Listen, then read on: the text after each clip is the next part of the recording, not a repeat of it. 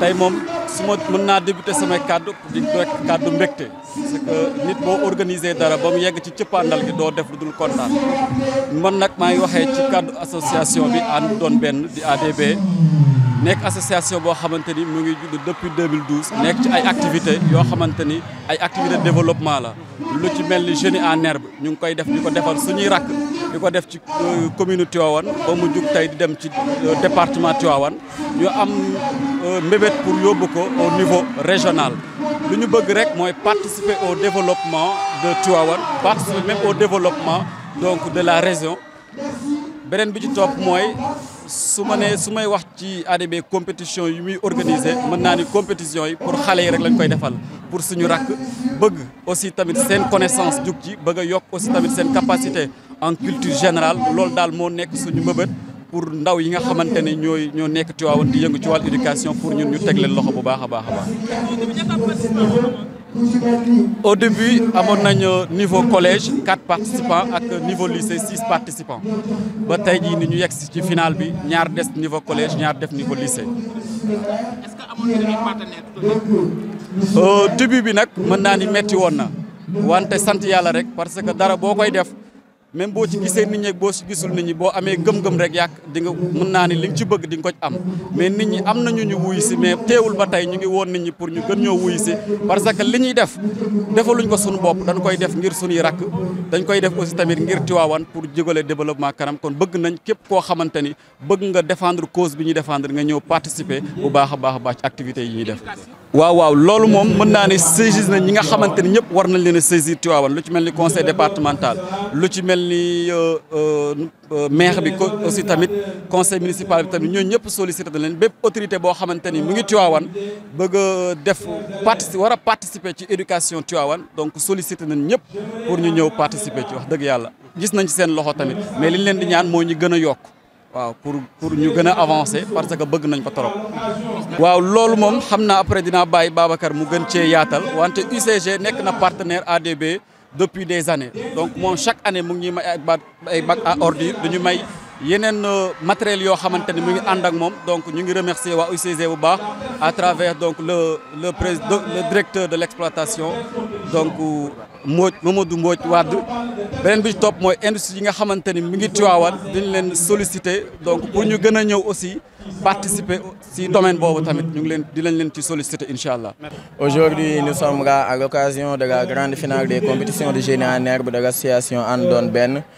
J'aimerais profiter pour remercier tous les Tivaouanois de par leur présence et leur engagement envers l'association. Je vais en profiter aussi pour remercier l'ensemble de nos partenaires et tous ceux qui ont participé de près ou de loin à la réussite de cette belle fête. L'association And Don Ben est une grande association créée depuis 2012 et qui œuvre dans l'éducation. Mais qu'on a l'habitude de le dire, la base du développement, c'est l'éducation. Mais à travers l'éducation, on peut initier d'autres activités. Parmi les, on peut citer l'environnement et la lutte contre la salubrité. À cette occasion, nous remercions la UCG, ex-UCG, actuelle Sonaget, Société nationale de gestion des déchets, qui ont participé activement à la réussite de cette activité en nous remettant des matériels de nettoyage d'une valeur de plus de 1 million pour lutter contre la salubrité et participer à mettre en avant ou bien à participer au développement de Tivaouane. Ce que nous voulons en tant que fils de Tivaouane, c'est d'assister à une Tivaouane propre. À travers ça, nous remercions l'ensemble des gens qui ont participé et qui nous ont permis de réaliser notre rêve de participer au jaillissement de Tivaouane. Je dis oui, on a saisi l'ensemble des autorités compétentes. D'ailleurs, vous voyez l'assistance du maire, sa délégation représentée par les adjoints au maire. Ils sont participés activement parce qu'ils savent que ce que nous sommes en train de faire est de leur sort. Comme vous l'avez dit, éducation comme compétence transférée, leur rôle c'est de nous accompagner et participer à notre réussite pour qu'on puisse faire développer l'éducation tivaouanoise. On peut dire l'UCG est notre partenaire naturel. D'ailleurs, je ne cesse de le dire. La participation de l'UCG, actuelle Sonaget, nous sont vraiment utiles.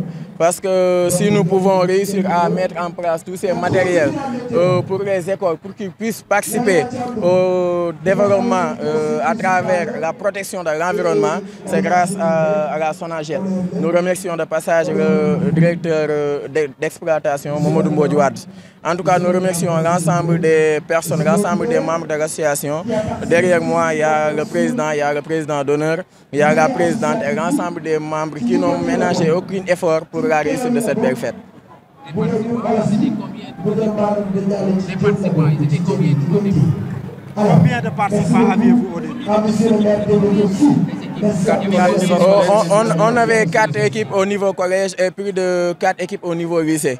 Mais ce que nous voulons faire, c'est de projeter vers l'envergure régionale. L'année prochaine, nous voulons organiser une compétition d'envergure régionale en invitant l'ensemble des départements de la région de Thiès.